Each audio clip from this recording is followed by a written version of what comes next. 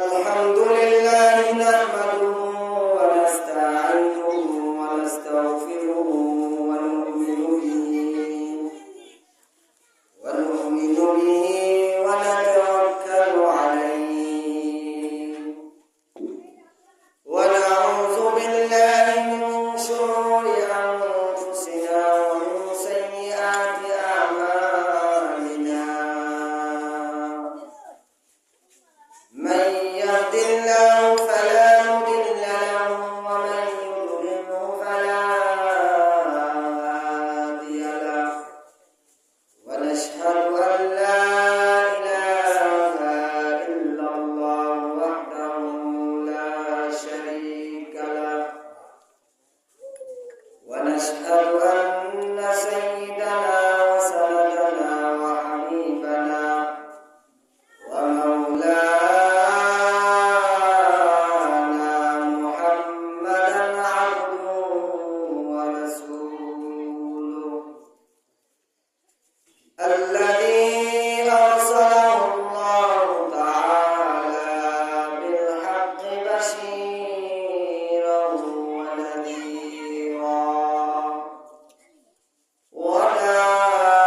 وداعيا إلى الله بإذنه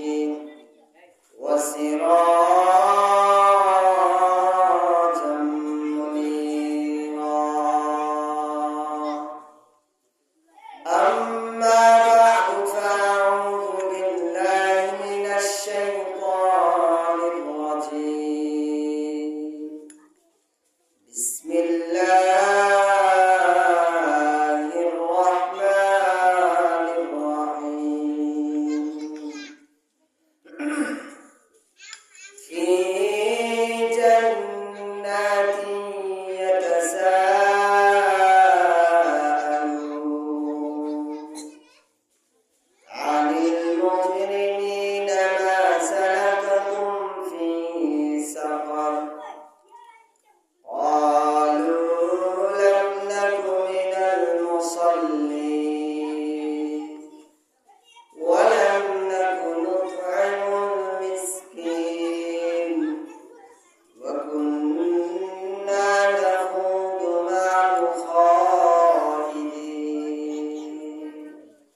وكنا نكذب بيوم الدين وقال النبي صلى الله عليه وسلم أول ما يحاسب به العبد يوم القيامة الصلاة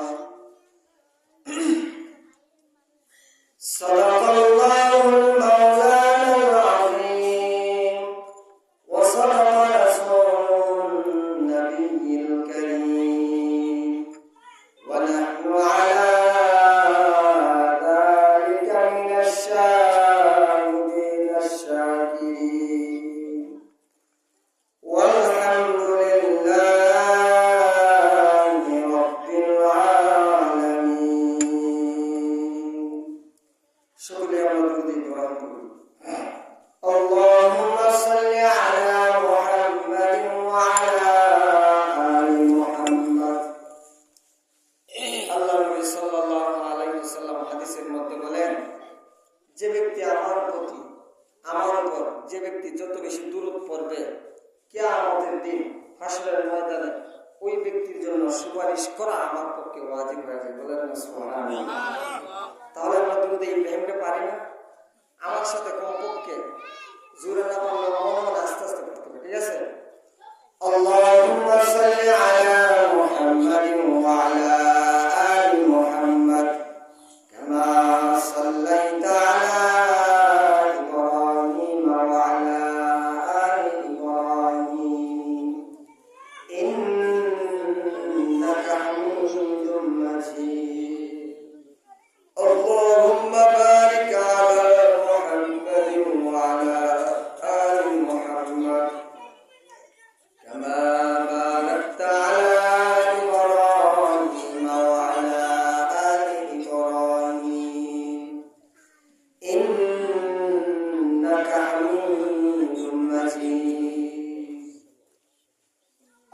আলহামদুলিল্লাহ, মহান আল্লাহ পাক রব্বুল আলামিনের কাছে শুকরিয়া জ্ঞাপন করি। আল্লাহ পাক রব্বুল আলামিন আমাদেরকে ফিতনা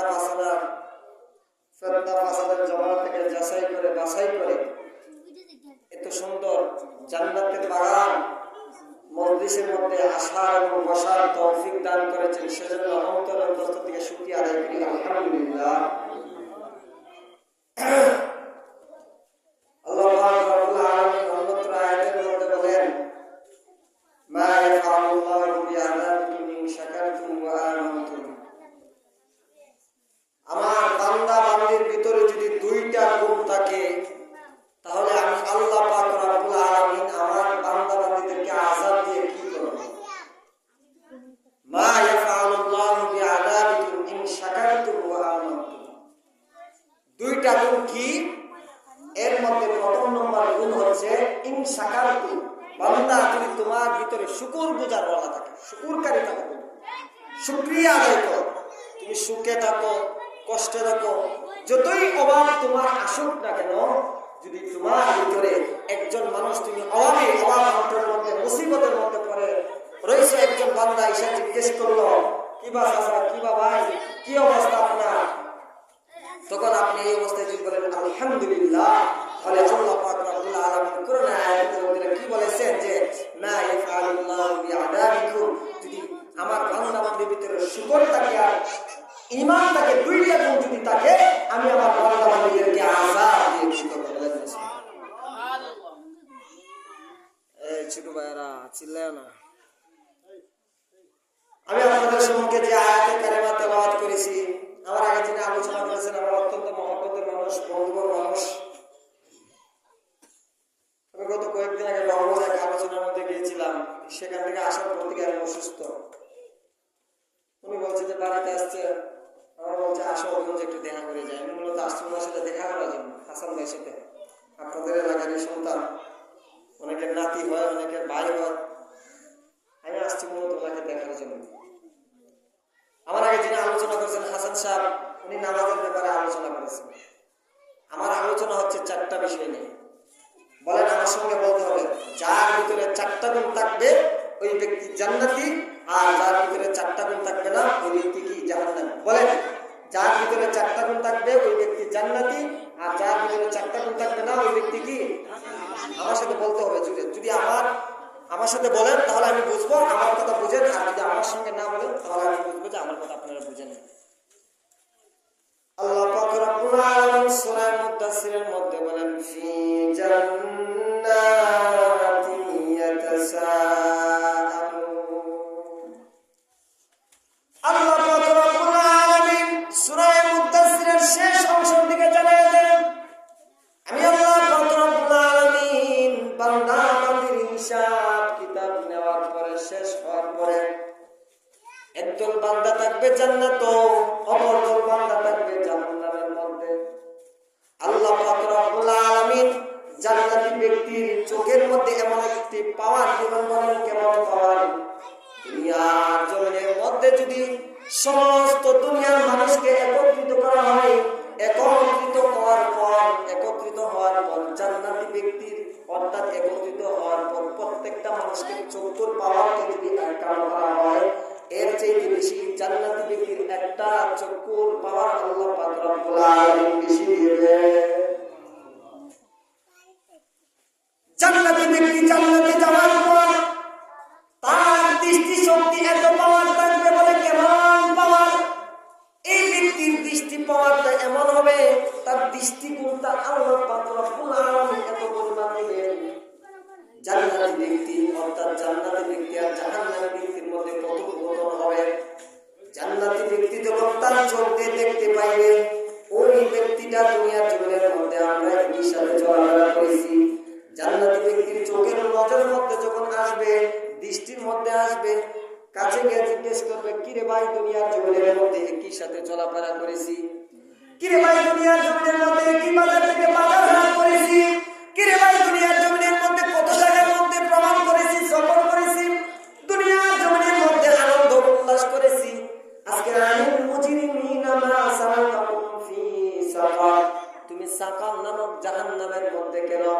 তখন জাহান্নামী ব্যক্তি বলবে, দুনিয়া জমিনের মধ্যে মুয়াজ্জিন একবার নয়, দুইবার নয়, তিনবার নয়, চারবার নয়, দৈনন্দিন 5 বার আমাদেরকে আহ্বান করেছে।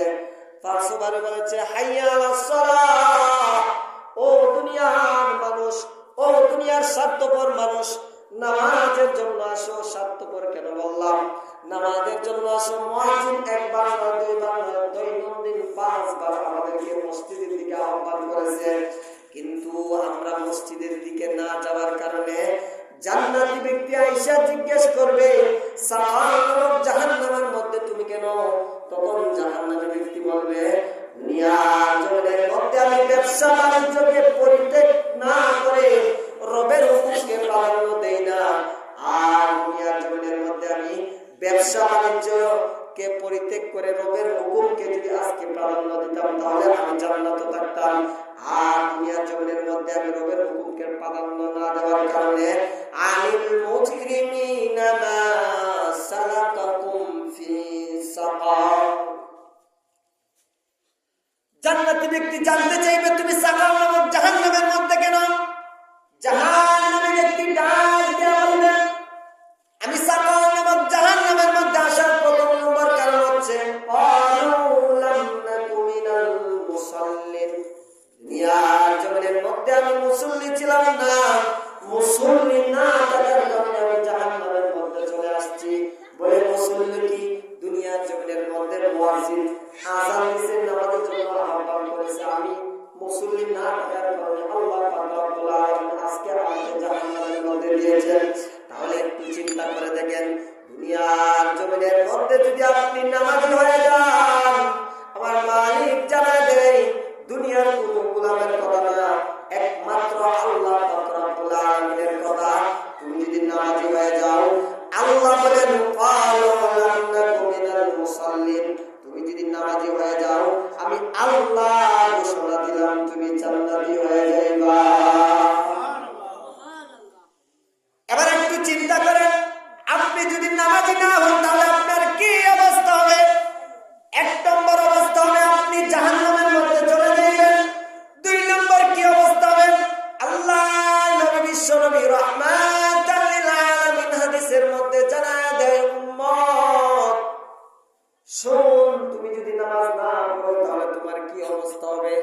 মিশকাতুল মাসাবিক কিতাবুল আদবের অধ্যায়ের মধ্যে আল্লাহ নবী জানায় দেয়, যে ব্যক্তি 1 ওয়াক্ত নামাজ ইচ্ছাকৃত ছেড়ে দেয় ওই ব্যক্তির পক্ষে, অর্থাৎ আল্লাহ এবং আল্লাহর রাসূল ওই ব্যক্তির উপর কোনো দায়ীবার নয়।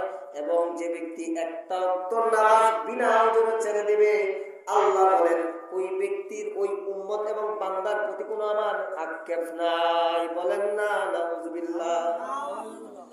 আমার আল্লাহ যদি তোমার প্রতি দয়া নজর দিয়ে যদি না তাকায় তাহলে আমরা ক্ষতিগ্রস্ত হয়ে যাব। শুধু তাই নয়, আল্লাহ নবী হাদিসের মধ্যে জানায় দেয়, আউয়ালু মা ইউহাসাবু বিহিল আবদু ইয়াউমাল কিয়ামাতিস সালাহ।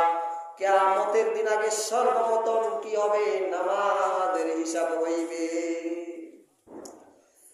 আজকে এলাকার মতো মহিলা মা বোনেরা ছেলে মেয়ের অজুহাত দেখায় নামাজ পড়ে না। ও আমার এলাকার মা শুনো, তুমি আজকে তোমার ছেলে মেয়ের অজুহাত দেখায় নামাজ পড়ো না, এই কিয়ামতের ময়দানে তোমার ছেলে মেয়েকে তোমার পক্ষে সুপারিশ করবে না। এজন্য একটু চিন্তা করতে হবে। মরার আগে একটু মইরা দেখো, তাহলে বুঝতে পারবা দুনিয়াটা আমাদের জন্য একটা ক্ষণস্থায়ী দুনিয়া। এজন্য আল্লাহ পাক রব্বুল আলামিন প্রথম নম্বর কারণ কি? যদি আপনি আমি জান্নাতের মধ্যে যাইতে চাই তাহলে আমাদের মধ্যে প্রথম নম্বর কারণ হবে নামাজ। আর এই নামাজ যদি আল্লাহ পাক রব্বুল আলামিন অন্যত্র আয়াতের মধ্যে বলেন, এই নামাজের মধ্যে যদি খুশুবুদু থাকে তাহলে ওই নামাজ তোমার জন্য কবুল হবে রবের কাছে। আর ওই নামাজের উসিলা করে তুমি জান্নাতে যাইতে পারবা।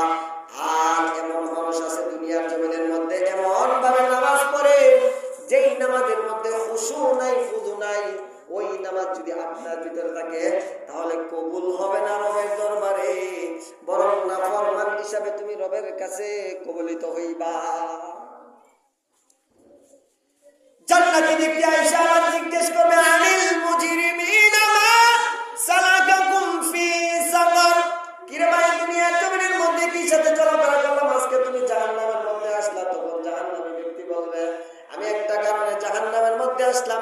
মধ্যে এক নম্বর কারণ কি? নামাজ।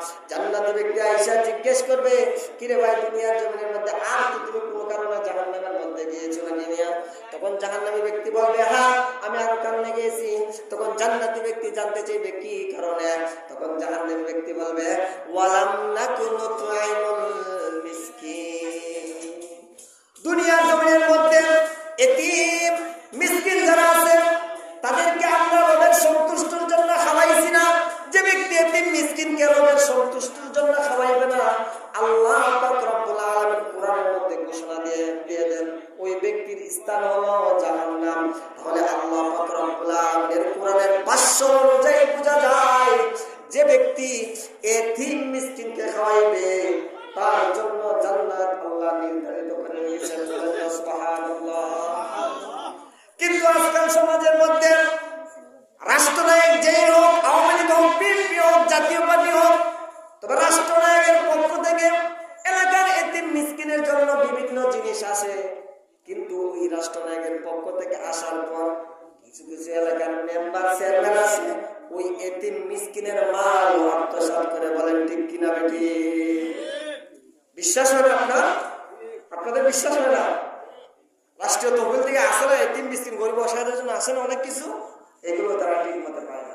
এই জন্য আমার একটা কথা মনে হয়েছে, আপনারা এখান থেকে শিখে রাখবেন, চোর বাটপার লম্পট বদমাস কোথাকারকে কোনোদিন প্রতিনিধি আপনাদের বানাবে না, চেয়ারম্যান মেম্বার তাদেরকে বানাইবে না। কারণ আপনার একটা ভোট হলো আমানত।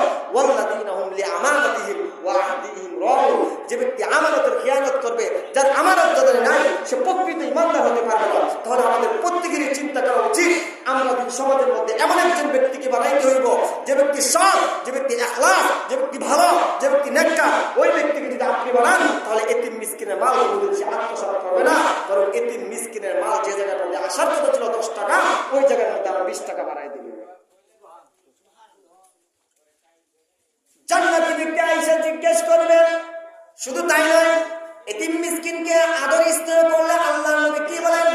কাহাতাইনা, কিয়ামতের ময়দানে, হাসরের ময়দানে যদি কোনো আল্লাহর বান্দা বান্দি এতিম মিসকিনদের সঙ্গে ভালো ব্যবহার করে, এতিম মিসকিনদের সঙ্গে সৎ আচরণ করে, আল্লাহর নবী বিশ্বনবী রাহমাতাল লিল আলামিন জানায় দেন, কাল কিয়ামতের ময়দানে কাহাতাইনে দুইটা আঙ্গুল যেভাবে একত্রিত করলে দেখা যাবে, ঠিক তদ্রূপ ওই বান্দাকে নিয়ে আমি হাসরের ময়দানে সুবহানাল্লাহ। হাসরের ময়দানে যদি আমার নবী দয়ার নবী মায়ার নবী রাহমাতাল লিল আলামিন যদি আমাদেরকে নিয়ে দুইটা আঙ্গুল যেভাবে একত্রিত করলে দেখা যায়, যদি আমাদেরকে নিয়ে ওইভাবে হাসরের ময়দানে উঠেন, তাহলে আমাদের কপালটা কতই না ভালো। এজন্য আপনাদের দুইটা পায়ে হাত রেখে বলি, ও আমার এলাকার গণ্যমান্য ব্যক্তিরা, ও আমার এলাকার ভাইয়েরা, ও আমার এলাকার বাবারা, তোমাদের দুইটা পায়ে হাত রেখে বলি, কোনোদিনও এতিম মিসকিনের মাল খাইবা না, বরং এতিম মিসকিনের মাল খাইলে আপনি জান্নাত পাইবেন না।